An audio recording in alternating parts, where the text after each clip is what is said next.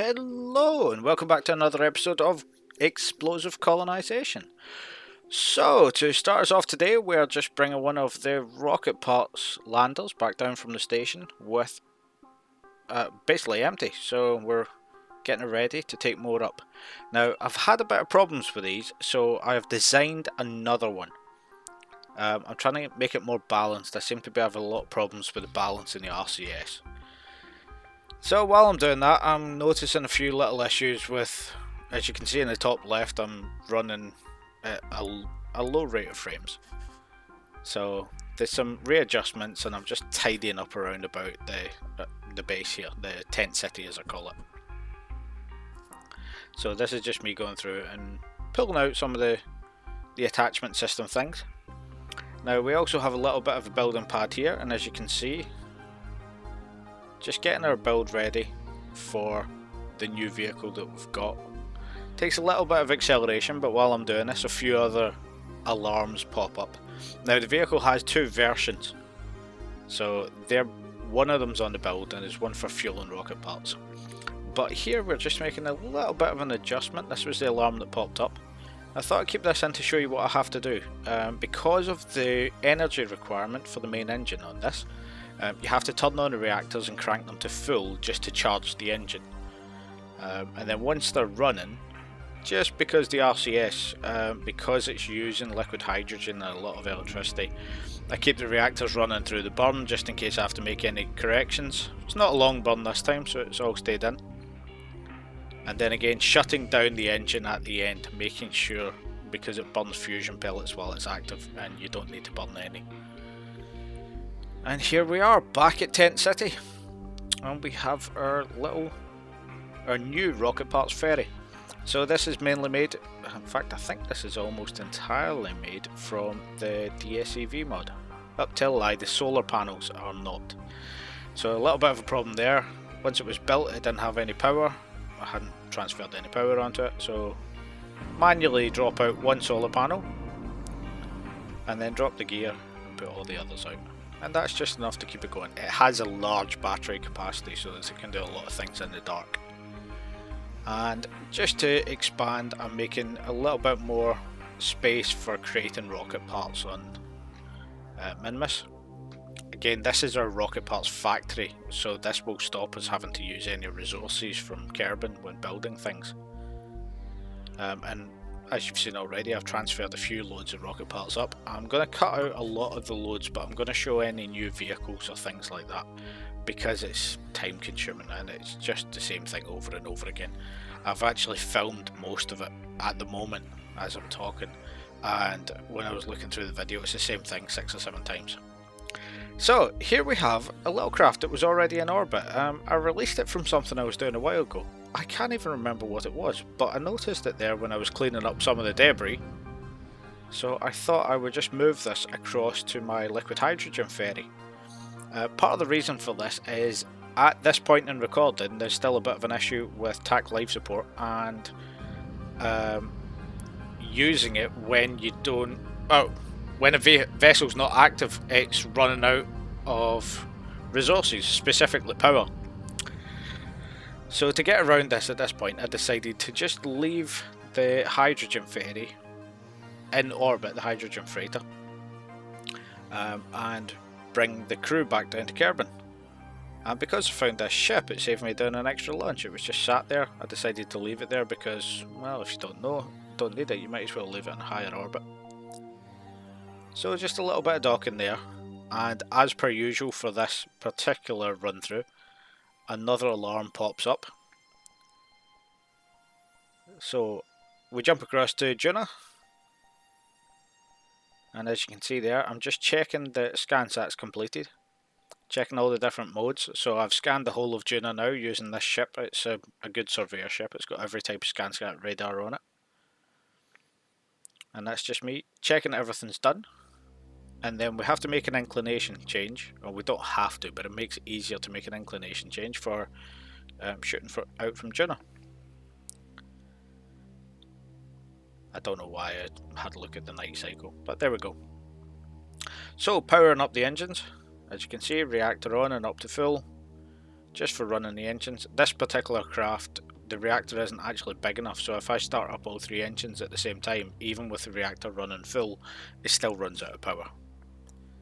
So there you go, I stagger them as I start them up. And then 1, 2 and 3. I had a little bit of playing about and I just don't know what I was doing. But then using MechJeb, we do an inclination change, and that little drone that you can see on the front of the ship, which just has some extra life support in it, is just left to the side. This ship obviously can fill its own life support. I'm not sure if it can fill all of it, I think it needs food, but it can manage for quite a long time, and it's got the cryo chambers and a drone control if it doesn't need it. So after our inclination change, there's a delta V map on the left just to figure out my burn, and we have our escape trajectory, and for the first time in several years this ship is actually coming back with most of its crew, so we're heading back to Kerbal. So just some fine tuning and looking at things. And I'm using MechJeb an awful lot at the moment because I'm trying to figure out all the controls for it and see how it works. Some of the things I still haven't gone down, so I still have to do them manually. But it's not too bad, and we get a decent orbit there, a decent interception. So now we are on to Tent City. Now I want to set up Tent City to be able to build things that I can send up into orbit, so part of my first procedure here is using OSE Workshop to create a few parts. And I'm trying to create a bit more. At the moment I've had to create a few ore generators, which are part of the Pathfinder mod, and I've created a few ore generators so that I can manage during the night, because obviously this is mining quite a lot, and it still needs a little bit of reconfiguration, but that's how I did that. And here we go with, this is now near future launchers pack, I want to say. It's one of the near future mods, it's the newest one that's been created. The only thing that's not near future are the fins for the landing, which are on the top nose cone, and the main cockpit in the middle, which again is the SEV mod. And this was a little test that I had for just a recoverable launcher. And I was using, as I've been saying before, I've been testing a lot of things and using the funds because I've got so many. Some of them are well, all of them are record, but some of them are interesting, some of them are a bit boring. So I just thought I'd keep this on to show this particular mod, because it is brilliant. And this little section here that you can see is the batteries, the life support, and a couple of KISS containers. I have no idea how I'm going to get them out there. There's also a little landing pod in there, not for landing, just for re-entry and things like that. And then after a full orbit, we decide to come back in and land. And I'm trying to work out, obviously I don't know the landing on this yet, because I know there's going to be an intermittent burn. Now this mod, again, is another one that's been updated since I did this video. The temperatures, in fact it's not been updated yet, till I am using the dev version now. But the temperatures on the tanks were set quite low, and I had a problem with re-entry. But I don't like changing things that the developers have made, so I was trying to deal with it that way, and basically doing slow down burns the same way that SpaceX does in real life to reduce the atmospheric pressure. So coming in, slamming a big burn, trying to keep control, which isn't easy, and I managed to get it slow enough. Obviously I have to save enough delta V for landing. This particular test doesn't have any chutes or ejector system, which I was made aware of close to the end. But there we go, our gear is down. And decelerating towards the planet. And trying to keep it level. And there it goes off. And any landing you can walk away from is a good one, so that's a good one. So onwards from that, I decided to send a probe out. I'm still looking for a little bits of science, and there's a few areas that I haven't done. But there's also a lot of monuments and hidden things that I actually haven't been to. It's one of the few things I haven't done in KSP. Well, it's one of the many things I haven't done in KSP actually. So one of the places I have been to is the other hidden airfield. But I didn't know where it was, and I don't like looking these things up in a wiki, so I was actually tracking it using the ScanSat mod. It was one of the anomalies, and I had a rough idea of where it was.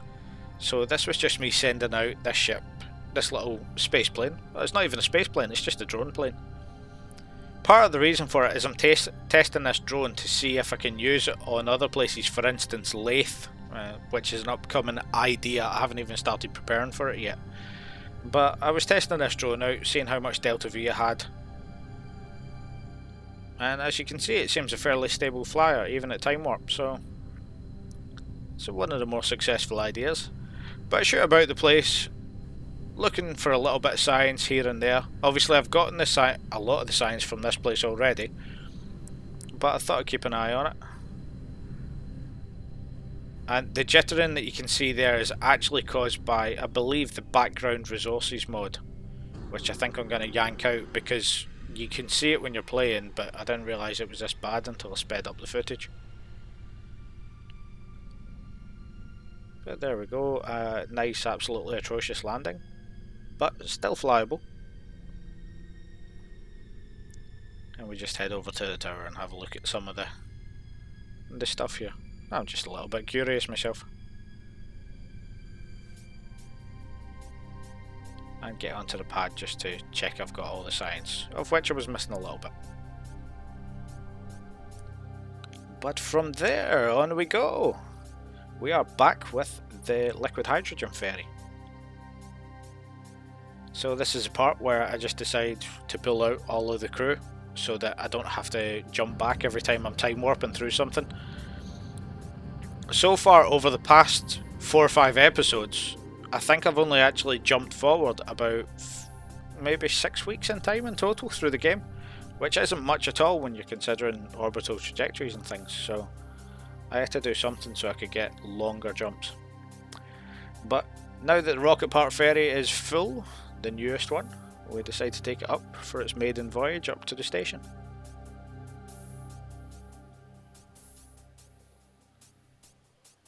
Keeping a bit of science because all science is useful.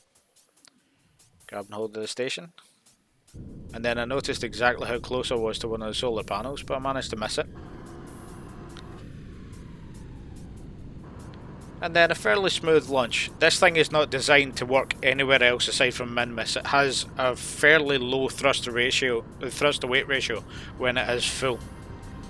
But this is my plan, is just to have simple vehicles here, make a few of them just to see if they work and see how well they work for moving things about. And again, I'm a big fan of the SAV mod, and these landing frames are underrated. I really like them for doing different things. I wish they had a centre attachment point though on the wedges that you get for them, but aside from that, they're absolutely brilliant. And there we go, just finding the station once I've reached it. And sorting through a little bit of a docking manoeuvre, which takes a ridiculous amount of time. The problem I'm having at the moment is I don't actually have enough liquid fuel and oxidizer and monopropellant on the station. I've run almost out. I think I only have 300 units of monopropellant.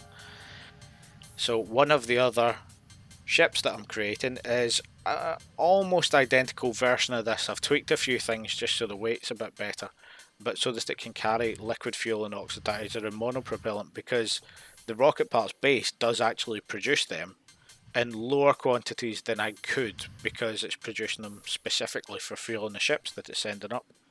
So the ships only need enough to get to the station and back down, and then they get refueled.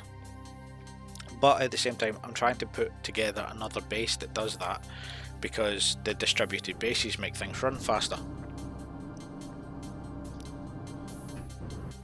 And after a deorbit, I lost a bit of the footage. I try landing, and as you can see, I'm having a bit of problems. This isn't an issue with the ship, this is just me being an absolutely atrocious pilot. So after a strange landing, I spend several hours. This footage is at 4 or 5 times speed. It's been sped up. And this is just me trying to get closer in to get everything sort of locked together. Obviously it's combined with the KISS parts.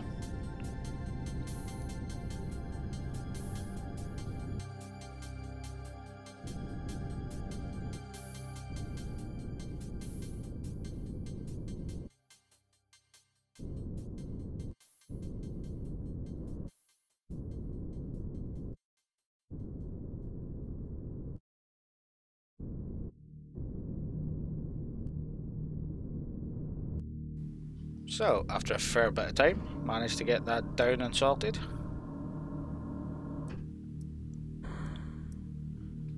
And there we go, just getting everything out and linked up. And this is a process that's going to have to be repeated quite a lot to move all the rocket parts.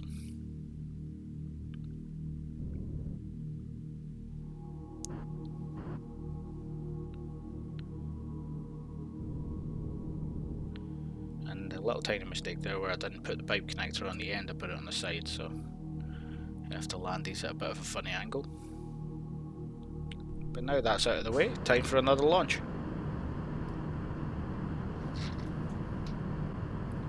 So this particular craft is a little lander that is going to the distillery base, which is going to be my main base for creating liquid hydrogen and many different fuels. I'm trying to sort of distribute the bases around about the place, as I said before, but I'm still not exactly sure how I'm going to do it. I've got 2 bases down already, but this is an attempt to try and recover one and see if I can make it. Just a simple lander, and it's got enough delta V to do a couple of trips, so I just figured I'd use it as its own lander to try and just get it into orbit and send it across to Minmus. Once it lands at the fuel base, it should be able to be refueled. And here we go, just returning the stage.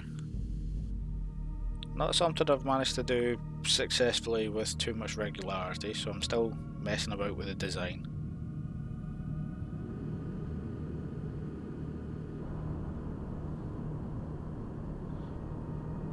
And at this point I'm still in a previous version of the near future mods, so I have to make a deceleration burn to stop the tanks overheating.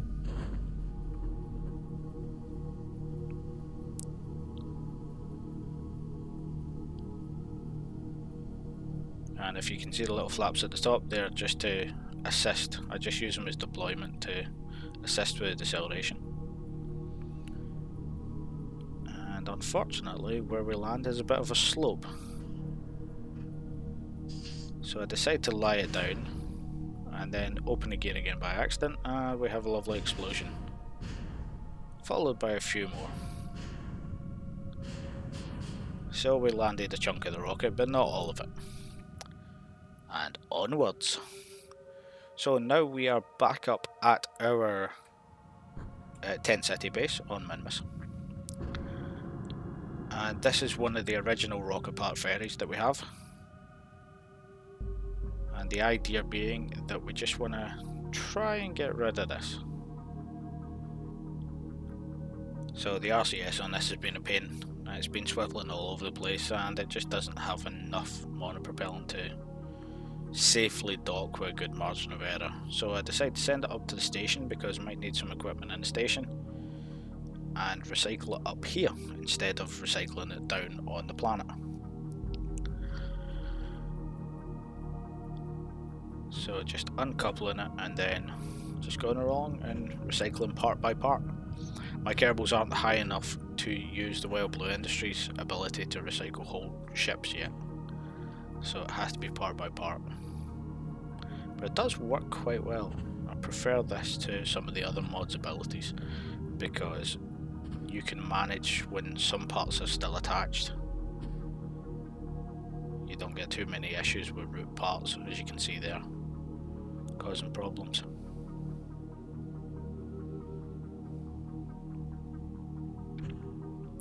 But here we go, just catching up to anything before it gets anywhere near my thermal control there. Don't want to smash any of the panels. As you can see, they're already taxed and the reactors don't run anywhere near fuel. Full, not fuel. And here we go, for our last little bit today, we have our probe. As you can see there's some problems with it with some of the landers. Some of the parts just detach themselves from each other. But I still appear to have 4 of my gliding landers, just to have a scout about and see what's what in different biomes. And then we're just doing a course correction for the time at Eve. Now there's a lot to do after this with basically ferrying rocket parts and making new ships, so I'm actually going to skip that for the next one and we're just going to get onto the landing at Eve. So I shall see you next time.